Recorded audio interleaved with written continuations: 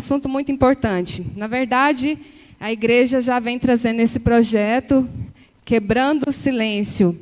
Já vem há alguns anos. É um projeto de extrema importância que tem ajudado muitos lares, muitas famílias. E nesse ano não vai ser diferente. O nosso projeto vem abordando um tema pertinente aos dias do qual nós estamos vivendo. Mas antes de iniciarmos esse assunto, eu gostaria que você fechasse seus olhos da maneira que você está e nós vamos falar com Deus. Amém? Maravilhoso e eterno Deus, Senhor, neste momento estamos, Pai, reunidos em Teu santo nome, louvando, engrandecendo o Senhor e o adorando, ó Pai. Que o Senhor aceite a nossa adoração. Pai, nos colocamos na Tua presença, ó Deus, cheios de necessidades, cheios de pecado, que o Senhor possa nos perdoar e suprir a cada necessidade nessa manhã. Por favor, Senhor, fala aos nossos corações. Ó Espírito Santo, nós te pedimos que o Senhor possa falar aos nossos corações de tal forma que possamos sair daqui diferente da maneira da qual entramos. Que neste momento, ó Pai, possa ser ouvida somente a Tua palavra, Deus. Que eu possa diminuir para que o Senhor possa crescer e que a Tua palavra, ó Deus, possa nos alimentar nesta manhã. Eu te peço e desde já te agradeço, não porque há mérito em nós, mas no doce nome de Jesus. Amém. Vai dar certo projetar aqui? Isso. Lugar de refúgio ou campo de batalha? Como você definiria o seu lar? Você o definiria como um lugar de refúgio ou um campo de batalha? Eu vou contar uma história. Certa vez, algumas famílias, líderes da igreja, se reuniram em um sábado à noite. Naquela reunião, eles pretendiam discutir sobre um projeto que eles fariam logo no outro dia. Então, os casais conversando de um lado sobre o projeto, as crianças foram brincar do outro lado, e já em determinada hora, com a hora avançada, um daqueles casais resolveram ir embora. Então, ele chamou suas crianças, chamaram as crianças, eram 2 crianças. Ao chamarem suas crianças, uma daquelas crianças despediu rapidamente dos seus amigos com um pesar. É ruim, né, quando a gente está com os amigos, está conversando, quando é criança que está brincando e tem que ir embora, não dá um pesar? Não foi diferente para aquelas crianças. Mas ele rapidamente se despediu dos seus pais e se despediu dos seus amigos e foi ali até onde seus pais estavam, no meio dos adultos. E como nós sabemos, as crianças são muito sinceras, né? Elas não ficam guardando muita coisa. Então, aquela criança já despejou logo no meio dos adultos. Ai, eu gostaria tanto de morar na igreja, junto com os irmãos da igreja. O pai e a mãe, naquele momento, já gelou, né? Quem é pai e mãe já passou por isso, sabe. Na hora você dá uma olhada, mas uma irmã, observando a fala daquela criança, já falou logo, nossa, que lindo, quantas crianças, olhando para as dela, quantas crianças ficam dando trabalho para ir para a igreja, olha que gracinha, esse aqui querendo morar na igreja. E ela perguntou, querido, fala para a tia, o que te motiva mais a querer morar na igreja? E aquela criança prontamente respondeu, é porque na igreja meu pai e minha mãe são pessoas muito diferentes do que eles são lá em casa. Você já viu, você já passou em algum momento em que você viu uma situação dessa? Ou até mesmo em algum momento você já se viu como essa família? Queridos, não é fácil os relacionamentos familiares, não é fácil conviver perto de quem está ao nosso lado todos os dias, não é verdade? Existe um provérbio chinês que fala que antes de nós começarmos a mudar o mundo, nós devemos dar 3 voltas dentro da nossa casa.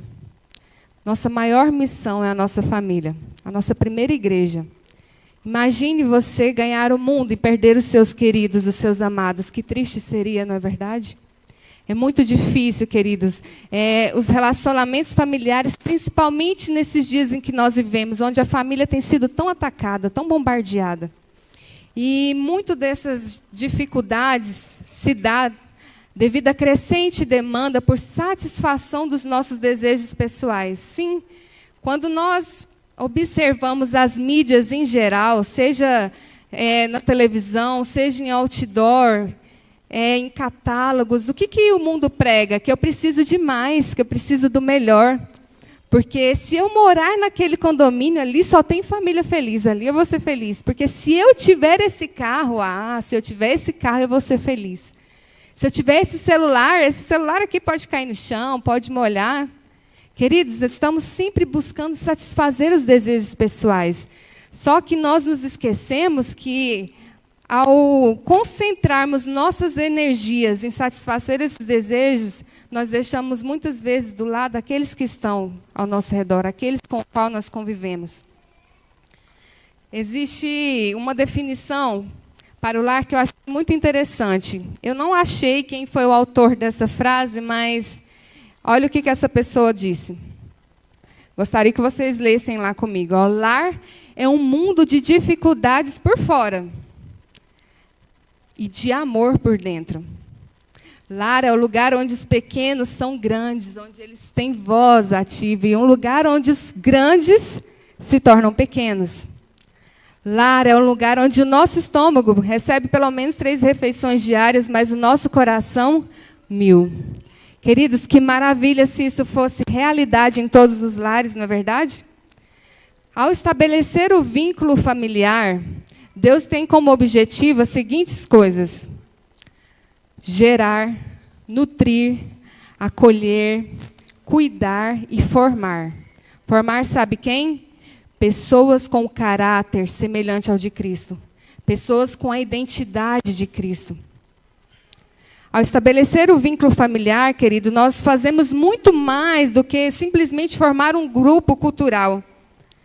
Mas ali nós devemos propiciar, queridos, um lugar adequado para que as pessoas possam desenvolver mentalmente, espiritualmente, emocionalmente e fisicamente.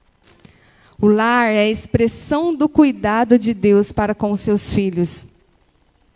Então, quando eu parto desse pressuposto, eu começo a entender que a pergunta que eu devo fazer não é se o meu lar é ou não um lugar de refúgio, mas em sim como manter o meu lar como um lugar de refúgio. E sabe quem que nos traz essa resposta? É o apóstolo Paulo. Eu vou projetar aqui os versículos, mas se você quiser acompanhar na sua Bíblia, está no livro de Colossenses, capítulo 3, versículo 14. Colossenses, capítulo 3, versículo 14. Veja a resposta que o apóstolo Paulo nos dá acerca de como mantermos os nossos lares como um lugar de refúgio. E está escrito: acima de tudo isto, porém, esteja o amor, que é o vínculo da perfeição. E esse texto é maravilhoso, queridos. Percebam que o apóstolo Paulo coloca aqui o amor acima de todas as coisas. Ele nos mostra que o amor como a única ferramenta capaz de sustentar os nossos relacionamentos, de solidificar os relacionamentos. Imagine comigo agora, se nós usarmos o amor como uma lente para enxergar as pessoas. Com certeza, queridos, nós vamos ver muito mais do que aquelas pessoas têm ou possam ter que nos oferecer, mas nós vamos enxergar realmente quem essas pessoas são. Agora, se nós usarmos uma lente desfocada e partirmos do pressuposto para a base dos nossos relacionamentos, por exemplo, a questão material. Eu vou me relacionar com alguém pelo que ele tem a me oferecer. Queridos, a riqueza acaba. A gente pode ser acometido por qualquer tipo de infortúnio, e aí? Como que você vai sustentar o seu relacionamento? E se eu usar como base para o meu relacionamento a beleza? É porque ele me atrai, porque eu acho ele bonito. Queridos, a beleza também acaba. Você pode ser acometido por alguma doença, algum acidente. Enfim, são inúmeras as coisas. E aí, como você vai sustentar o seu relacionamento? Sabe o que vai acontecer? Ele vai estar fadado ao fracasso. Relacionamentos em que as pessoas não colocam o amor como um primeiro lugar, sabe o que acontece? Eles não se sustentam. Veja essa frase aqui, ó, eu não sei se eu vou falar o nome certo, Ann Landers, é isso para quem fala em inglês bem? Veja o que ele diz: se houver amor em sua vida, isso pode compensar muitas coisas que lhe fazem falta. Caso contrário, não importa o quanto tiver, nunca será suficiente, queridos. E é por isso que o apóstolo Paulo nos diz: queridos, acima de tudo esteja o amor. E nessa manhã eu gostaria de considerar 3 razões para qual o apóstolo Paulo escreveu e que nós devemos fazer para com que os nossos lares realmente sejam um lugar de refúgio. Vamos acompanhar comigo? A primeira razão nessa manhã é: quem ama, cuida. Vamos ver o que está escrito no livro A Ciência do Bom Viver, na página 155. Se vocês acompanhem comigo.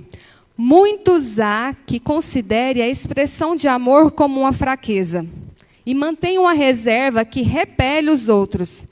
Este espírito detém a corrente de simpatia, sendo reprimidos os generosos impulsos sociais. Eles mirram e o coração torna-se desolado e frio. Devemos nos precaver contra esse erro. O amor não pode existir por muito tempo sem se exprimir. Não permitais que o coração que se acha ligado ao convosco, pereça a míngua de bondade e simpatia. Nós não devemos nos esquecer que nós somos, na verdade, intimamente responsáveis pelas pessoas que estão ao nosso redor. E eu falo responsáveis pela sua saúde física, pela sua saúde emocional, pela sua saúde espiritual. Então, quando eu parto desse pressuposto, sabe o que eu entendo, queridas? Que quem ama busca suprir a necessidade do outro. Quem ama, cuida do outro. E esse cuidado, ele é pessoal. Ele é intransferível. Eu não devo deixar o cuidado da minha família, por exemplo, para a professora na escola. Não, deixa que ela cuida da minha filha. Ela tem o papel dela a exercer. Eu não posso deixar esse cuidado para a professora da salinha. Ela tem o papel dela a exercer. Mas você tem o seu. Esse cuidado é impessoal. Ele é intransferível, queridos. Eu não posso deixar que o meu esposo ou a minha esposa vai se sentir bem quando ele sair lá fora no seu ambiente de trabalho. Ele precisa se sentir bem em casa. É em casa que ele precisa ser cuidado, ser amado. Relacionamentos felizes são formados por pessoas que são capazes de se comunicar, de se expressar por atos e palavras. Pessoas que se sentem à vontade para demonstrar quem realmente elas são. Quem aqui já ouviu falar assim: nossa, mas aquele casal parecia tão feliz e morreu o amor? O amor pode morrer sim, mas ele não morre com a morte súbita. Ele dormiu hoje e acordou morto amanhã. Sabe como o amor morre? O amor é assassinado diariamente, lentamente, pelas desatenções, pelas agressões, pela estupidez. Deus quer que tenhamos relacionamentos saudáveis. Que nós busquemos a felicidade um do outro. No meu casamento, quem fez meu casamento foi o pastor Isaac. Eu não sei quantos aqui o conhecem. Mas ele falou uma frase que na hora causou um impacto em mim. Nós aqui, diante do altar, aqui, o pastor Isaac olhou para mim e falou assim: Alessandra, você não está casando para ser feliz. Na hora eu cheguei e levou um susto. Como assim, né? Esperei tanto por esse momento e o pastor me fala logo, não, já está tudo pronto, ele vai me falar que eu estou casando para não ser feliz? E ele virou para o Flávio e falou para o Flávio também: Flávio, você não está casando para ser feliz. Eu confesso que aquela hora minha mão gelou. Já estava gelada, mas gelou mais. E então ele terminou. Ele falou assim: Alessandra, você está casando para fazer o Flávio feliz. E Flávio, você está casando para fazer a Alessandra feliz. Partindo desse pressuposto, vocês nunca serão infelizes. E eu pude entender o que ele estava dizendo. Porque se eu me preocupo em cuidar dele, em fazê-lo feliz, e ele, da mesma forma, para comigo, tem como dar errado? Não tem, queridos. Veja como a gente pode demonstrar cuidado para com aqueles que estão ao nosso lado e assim corresponder ao que Cristo espera de nós. Lá no Lar Adventista, olha o que está escrito. Lar Adventista, página 212. O pai representa o legislador divino em sua família. É o colaborador de Deus, promovendo os graciosos desígnios de Deus e estabelecendo em seus filhos elevados princípios. O pai é o sacerdote da família, apresentando ante o altar de Deus o sacrifício de manhã e da tarde, confessando os pecados cometidos por si e pelos seus durante o dia. Queridos, o pai é a primeira imagem que a criança tem de Deus. Como você tem apresentado Deus para os seus filhos? Queridos, é um papel extremamente importante, e da qual Deus vai nos cobrar também. Veja o que está escrito acerca da mãe, no mesmo livro, na mesma página. A mãe é a rainha do lar, e os filhos são seus súditos. Deve governar a casa sabiamente, na dignidade de sua maternidade. Sua influência no lar deve ser excelsa. Sua palavra, lei. Os filhos devem ser ensinados a considerar sua mãe não como uma escrava, cujo trabalho seja servi-los, mas como uma rainha que deve guiá-los e dirigi-los, ensinando-os linha a linha, preceito a preceito. Entendam, queridas mamães, queridas mulheres, nós não somos escravas. O Senhor nos coloca para edificar os nossos lares, para serem sábias, ensinando, queridos, ensinando, governando, administrando da melhor forma. Sabe por que muitos lares não dão certo? Porque muitos não foram preparados para terem seus próprios lares. Acostumaram tanto a ter tudo nas mãos, na hora que quer e do jeito que quer, que quando chega a vez dele tomar a responsabilidade de cuidar do seu lar, ele não sabe fazer. Sabe por quê? Porque não foi ensinado. Veja o tamanho da importância do papel da mãe. E olha o que ainda nos diz no livro de... Vamos ver aqui... No livro de Efésios, no capítulo 6, versículo 4. E vós, pais, não provoqueis vossos filhos à ira, mas criai-os na disciplina e na admoestação ao Senhor. Queridos, a disciplina é fundamental na criação dos nossos filhos, na criação das crianças, na nossa casa.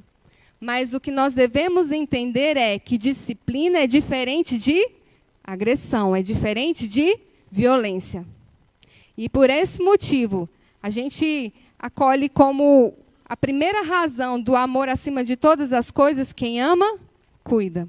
Segunda razão que eu quero apresentar nessa manhã é que quem ama, respeita. Queridos, quando eu respeito ao outro, eu estou mostrando que eu também sou digna de ser respeitada. Eu posso cobrar algo que eu não dou para o outro? O respeito nos leva a tratar a outras pessoas com honra. Veja o que está escrito em 1 Pedro 2,17. Tratai todos com honra, amai os irmãos, temei a Deus e honrai ao rei. O respeito, queridos, é consequência do amor. Quem ama, valoriza.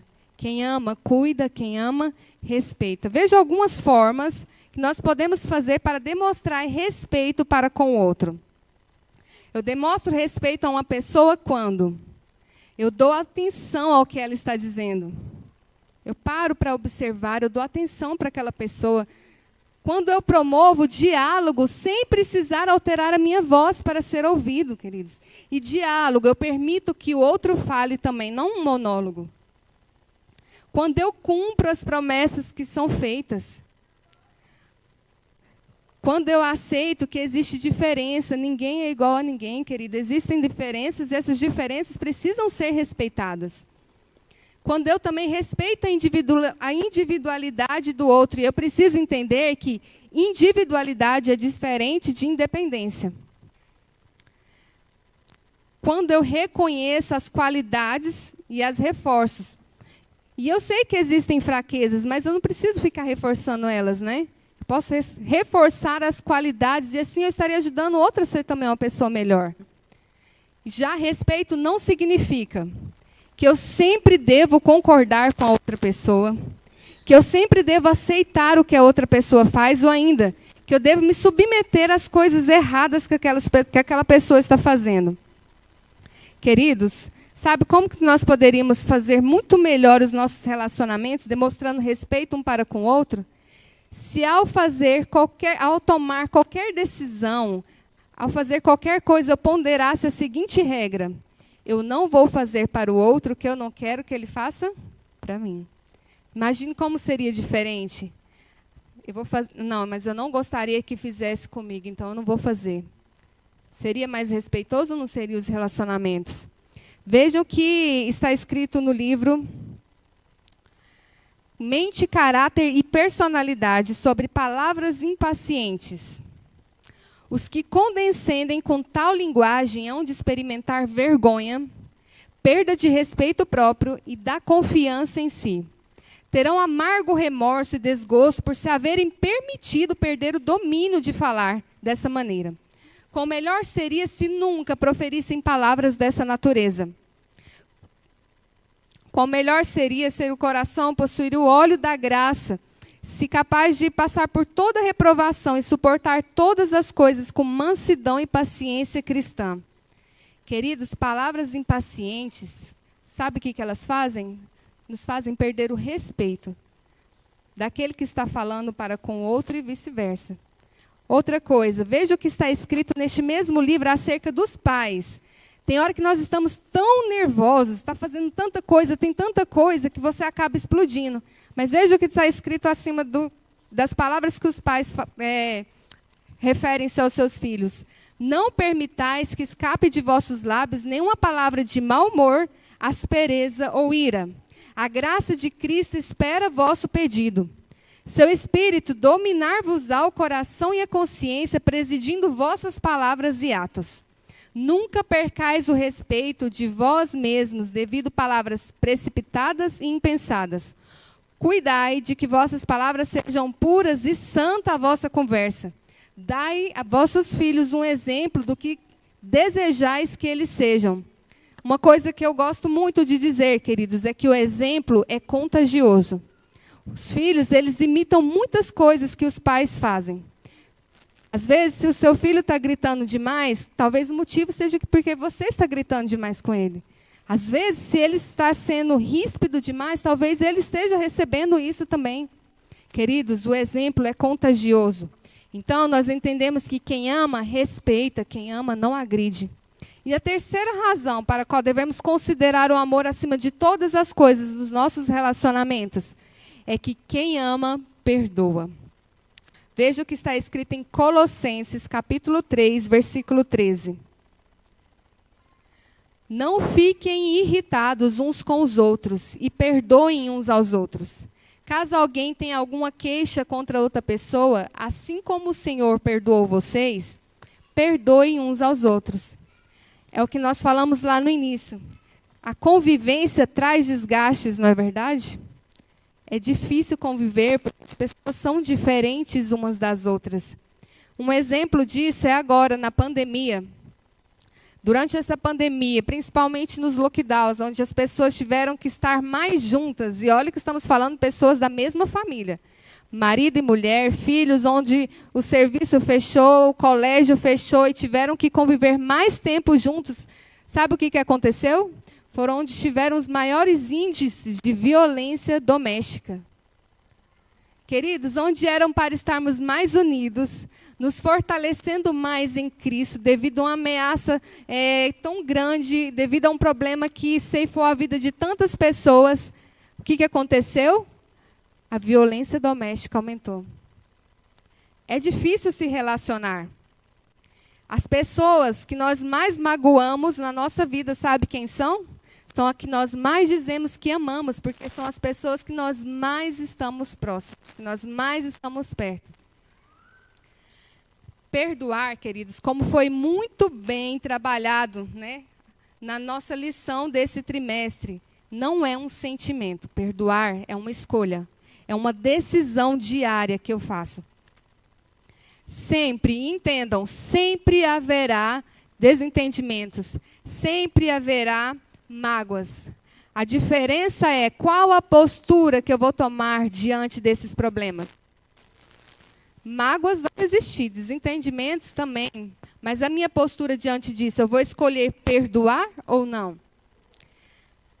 Perdão, queridos, a falta do perdão, assim como a falta do cuidado com o amor, ela é assassina, ela mata lentamente os relacionamentos. Porque quando eu não consigo perdoar, sabe o que eu faço? Eu crio um muro, eu crio uma barreira entre a outra pessoa. Agora imagine isso dentro de um lar. Imagine vindo à tona em todos os momentos. Porque a partir do momento que eu não perdoo, eu começo a punir a pessoa toda hora, lançando para ela o erro dela. E ali, queridos, vai criando uma barreira enorme entre a família. Vamos ver o que está escrito em Parábolas de Jesus, na página 129, acerca do perdão. Se, porém, não perdoardes aos homens as suas ofensas, também vosso Pai vos não perdoará as vossas ofensas. Nada pode justificar o espírito irreconciliável. Aquele que não é misericordioso para com os outros, mostra não ser participante da graça perdoadora de Deus. No perdão de Deus, o coração do perdido é atraído ao grande coração do infinito amor. A torrente de compaixão divina derrama-se no espírito do pecador e dele na de outros. A benignidade e misericórdia que em sua própria vida preciosa Cristo revelou, serão vistas também naqueles que se tornam participantes de sua graça. Mas se alguém não tem o Espírito de Cristo, esse tal não é dele. Está alienado de Deus e apto unicamente para a eterna separação dele. Veja, queridos, se nós não temos o Espírito de Cristo, nós estamos o quê? Distantes dele, longe da graça dele. Estamos aptos unicamente à separação eterna dele. Vamos considerar 4 coisas acerca do perdão. Primeiro, queridos, que Deus sempre nos oferece o perdão. Veja o que está escrito em Efésios 4:32. Antes, sede uns para com os outros benignos, compassivos, perdoando-vos uns aos outros, como Deus em Cristo vos perdoou. Então, nós sabemos que Deus sempre nos oferece o perdão. Segundo, queridos, veja lá em Salmos 32:1. O perdão, ele é libertador. Olha o que está escrito: bem-aventurado aquele cuja iniquidade é perdoada e cujo pecado é coberto. Como é bom quando estamos sentindo culpa, parece que estamos carregando um peso e a gente recebe um perdão, não é verdade? É como se tirasse de nossas costas 1 tonelada, nos sentimos leve. Queridos, o perdão liberta. Terceiro, perdão gera mais perdão. Veja o que está escrito em Mateus 6,14. Porque se perdoardes aos homens as suas ofensas, também o vosso Pai Celeste vos perdoará. Se, porém, não perdoardes aos homens as suas ofensas, tampouco o vosso Pai perdoará as vossas ofensas. Queridos, nós erramos e pecamos todos os dias. Quem sou eu para estar diante de Deus e pedir perdão e não conceder perdão para o meu próximo? Eu, durante a minha vida toda, eu não poderia nem imaginaria quantas vezes eu já fui diante de Deus, na presença dele, pedir perdão. Agora, imagina o meu próximo, que nem errou tantas vezes comigo. Quem sou eu para não conceder perdão a ele? Perdão não tem limites. Veja o que está em Mateus 18, versículo 21 e 22. Então Pedro, aproximando-se, lhe perguntou: Senhor, até quantas vezes meu irmão pecará contra mim que eu lhe perdoe? Até 7 vezes? Então respondeu Jesus: Não te digo que até 7 vezes, mas 70 vezes 7. Queridos, o perdão não tem limite, não é assim? Você fica contando quantas vezes você vai pedir perdão para Deus para ver se já encerrou a sua cota? O perdão não tem limites. Agora, quem sou eu, pecadora que sou, querer atribuir ao outro uma culpa que não tenha perdão? Falta de temor e de amor de Deus, queridos, gera um distanciamento entre as pessoas. Faz com que nós queremos puni-las pelos erros cometidos. E nós devemos entender uma coisa, queridos. Nós devemos perdoar, sim. Mas devemos entender também que o pecado e os erros trazem consequências. Assim como as coisas boas que nós fazemos também trazem consequências boas. Mas permita que somente venha a consequência pelo ato da pessoa. Faça sua parte, tome a sua decisão de perdoar. Não crie barreiras onde vai distanciar você daquele que você tanto ama. E para concluir, queridos, eu gostaria de ler mais um trecho do livro A Ciência do Bom Viver, na página 156, onde está escrito: Homens e mulheres podem atingir o ideal de Deus a seu respeito, se tomarem Cristo como seu ajudador. Então, eu posso por mim mesmo, queridos? O texto é bem claro quando fala lá, ó, Cristo como meu ajudador. O que a sabedoria humana não pode fazer, a sua graça realizará pelos que a ele se entregarem em amorosa confiança. Sua providência pode unir corações com laços de origem celestial. O amor não será mera troca de suaves e lisonjeiras palavras.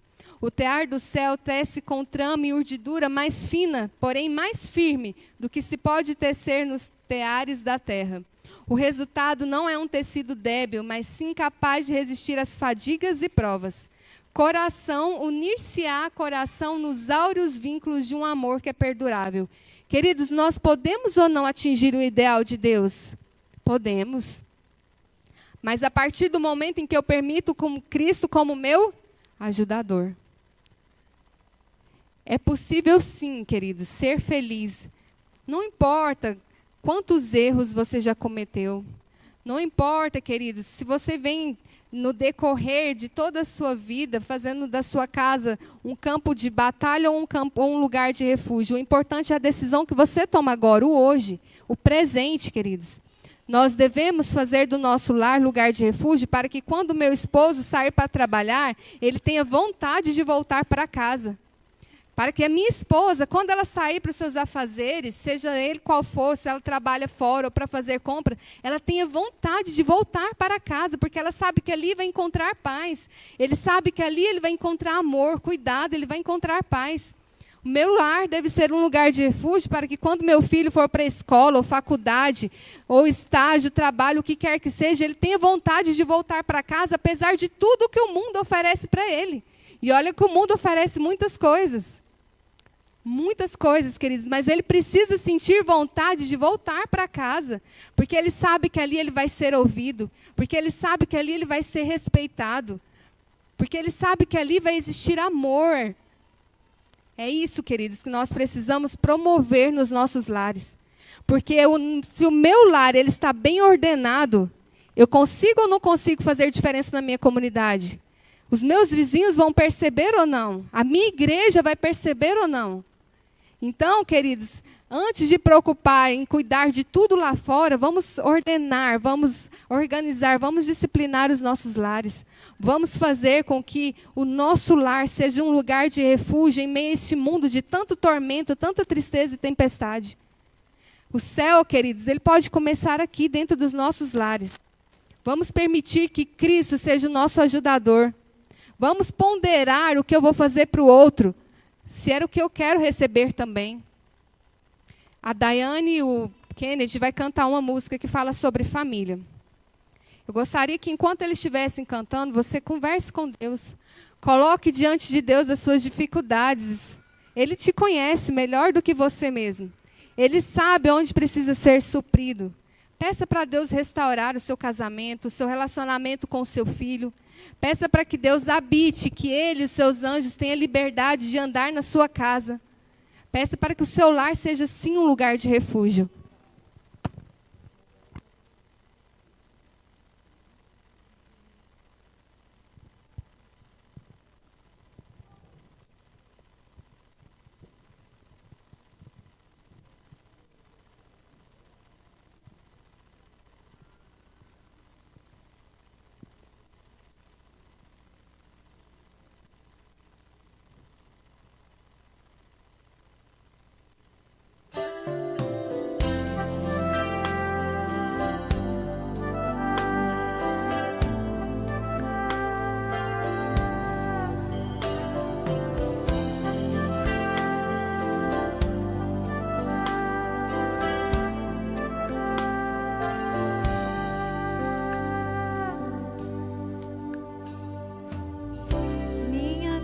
Será uma casa de bênção.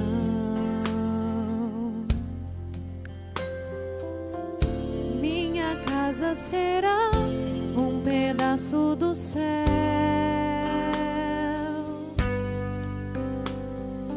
Nela estarão reunidos adoradores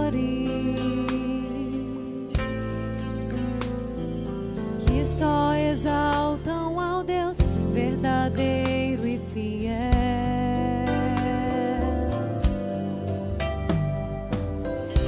Minha casa será reconhecida.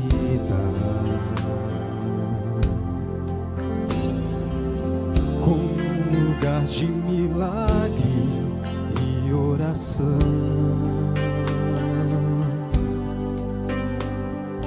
onde Jesus tem prazer em ficar, onde o Espírito Santo habita, onde há prosperidade, amor e vida. Faça do meu lar, Senhor, um lugar de harmonia. Faça do meu coração tua casa todo dia. Esteja à vontade pra ficar e nunca mais partir.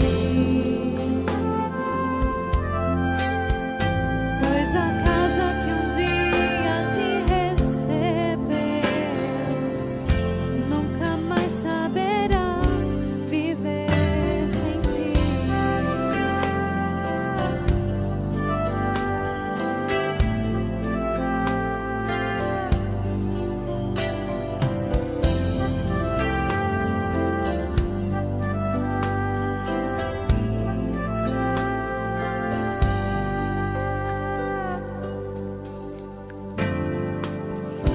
Minha casa será reconhecida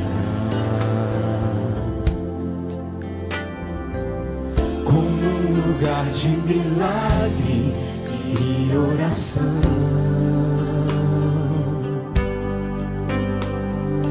onde Jesus tem prazer em ficar, onde o Espírito Santo habita, onde há prosperidade, amor e vida. Faça do meu lar, Senhor, um lugar de harmonia. Faça do meu coração tua casa todo dia. Esteja à vontade pra ficar e nunca mais partir. Pois a casa que um dia te recebeu Nunca mais saberá viver sem ti. Faça do meu lar, Senhor, um lugar de harmonia. Faça do meu coração tua casa todo dia. Esteja à vontade pra ficar e nunca mais partir. Pois a casa que um dia te recebeu nunca mais saberá viver sem ti. Pois a casa que um dia te recebeu nunca mais saberá viver sem ti.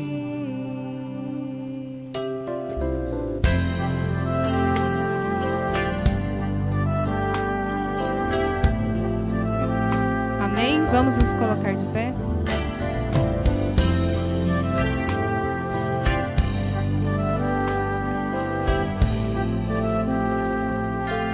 Feche os seus olhos e vamos falar com Deus.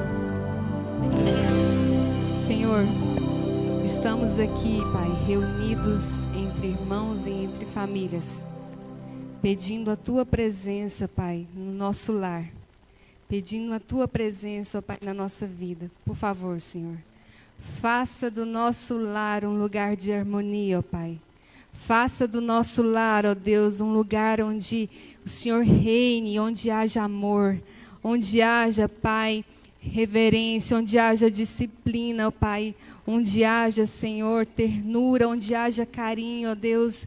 Faça do nosso lar um lugar que nos aproxime do Senhor, ó Deus. Que o Senhor tenha liberdade de estar em todos os cômodos da nossa casa, ó Pai.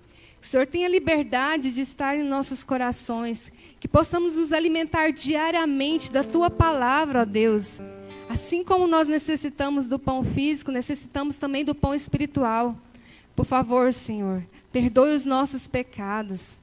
Lava-nos com o Teu sangue, reveste-nos com o Teu poder, ó Espírito Santo.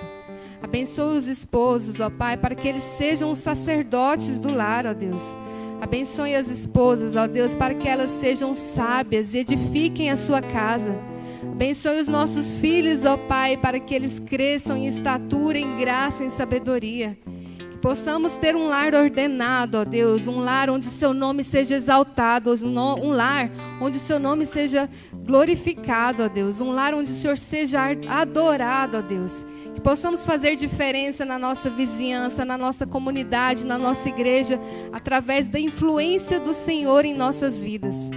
Por favor, ó Deus, pedimos as Suas bênçãos sobre cada um aqui nessa manhã, sobre aqueles que estão nos assistindo, e que possamos, ó Pai, sair daqui diferente da maneira da qual entramos, cheios do Teu poder. Pai, despeça-nos na Tua presença, na Tua paz, leva-nos em paz para os nossos lares. Nós Te pedimos e desde já agradecemos, não porque há mérito em nós, mas no santo e doce nome de Jesus. Amém, Senhor. Queridos, um representante de cada família fique de pé para que possa receber a revista do Quebrando em Silêncio. Uma revista por família. Então fique de pé para que você possa receber a sua revista.